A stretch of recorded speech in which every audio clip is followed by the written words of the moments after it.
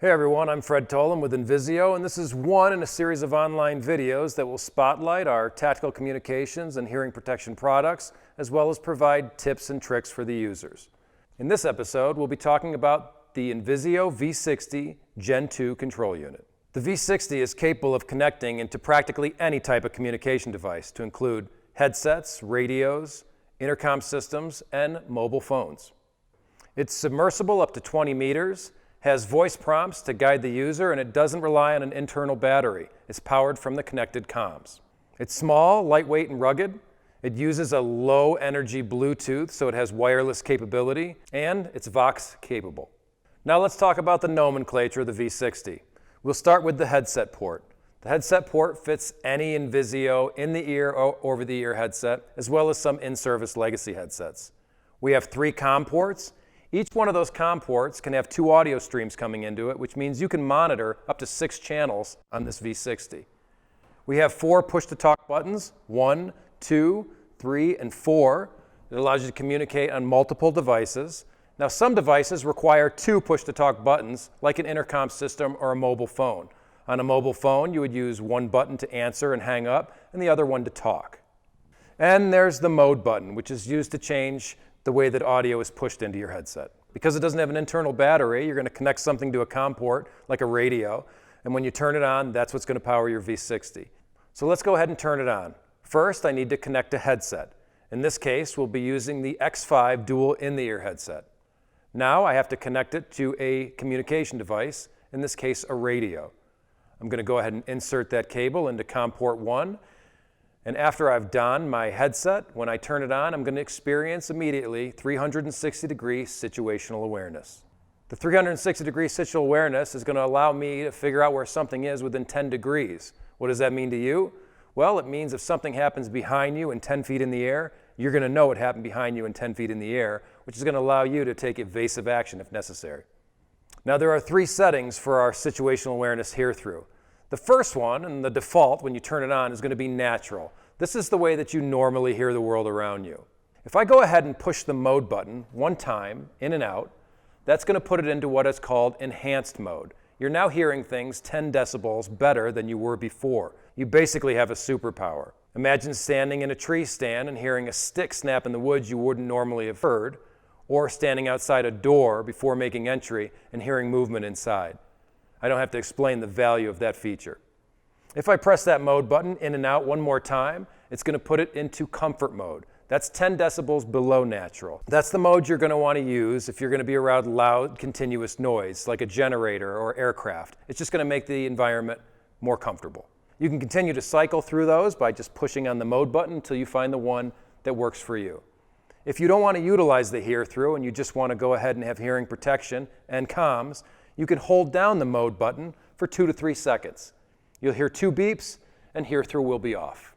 If you want to turn it back on, hold down the mode button, 2 to 3 seconds, you'll hear 1 beep and the hear-through will be back on. If you turn the hear-through off, that in no way affects the incoming radio transmissions. Now let's talk about the way audio is received to the V60 control unit. If I have a single COM radio connected into my V60 in COM port 1, it's going to push that audio in stereo. If I insert another radio into COM port 2, and now I have 2 separate channels, it's going to split that audio. The primary audio is going to go to my left ear, and the secondary or alternate audio is going to go to my right ear. It does that so I can easily identify who I'm communicating with. One of the features of the V60 is the removal of constant radio noise. If nobody's transmitting to you, you're not going to hear anything coming through that radio. It's going to get rid of that ambient white noise that you're used to hearing.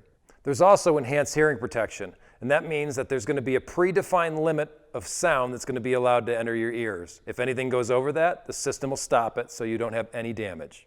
The volume control in this system also adapts. So if you go from a noisy environment into a quiet one, it'll lower the incoming sound. If you go from a quiet environment to a loud one, it'll raise it so you can constantly hear what you need to hear. Now let's talk about the logic that the V60 uses to assign push-to-talk buttons to communication devices. If I plug a communication device into COM port 1, it's going to assign the first available push-to-talk, which is going to be push-to-talk 1. If I insert a second radio into COM port 2, the next available push-to-talk button is going to be 2, and it will assign that. it will never use a push-to-talk button that precedes the COM port. What that means is, if I skip COM port 1 and plug into COM port 2, it's going to start with push-to-talk 2. For that reason, if you're using a device that requires 2 push-to-talk buttons, say a mobile phone, we recommend that you put that into COM port 3. That way, your buttons are always going to be lined up. Now let's talk about the different ways you can change the way audio is received in your headset. The first thing we're going to talk about is stereo mode. Now, if you have a single COM unit hooked up and nothing else, it's going to automatically be in stereo mode because you don't have to monitor multiple channels. But if it's split with some audio going in your right ear and some going in your left, and you want to have it in both ears, you can do that through simple button push. You're going to want to press and hold the mode button, and then press and release or pop PTT2. Then release the mode button. You'll now be in stereo mode. You'll know that because you'll hear 2 beeps. If you want to go back to default, press and hold mode, pop PTT2, release mode. You'll hear 1 beep, and you'll be back to split audio. The next thing we're going to talk about is mute all radio mode. If you need to focus on something and you don't want to be distracted by incoming radio communications, it's possible through a simple button combination to lower the decibels by 20 of any incoming transmissions. To do so, you simply hold the mode button, pop PTT1, and release the mode button. Another way to receive audio is monitor single radio. The last one we did was mute all radios, which lowered the incoming transmissions by 20 decibels. This is going to do the same thing except for the radio you choose. It's going to mute every radio except the one you want to listen to, so you can focus on that one in particular. In order to do that, all I have to do is press the mode button and then pick whatever radio I want to focus on. Let's say I want to listen to PTT1, COM1. I'm going to press and hold down the mode button and PTT1. After a couple seconds, I'm going to get a voice prompt that's going to say, focus COM1. That's going to allow me to listen just to that channel while muting all surrounding radios. The last one we're going to cover is Vox, which is about as easy as it gets.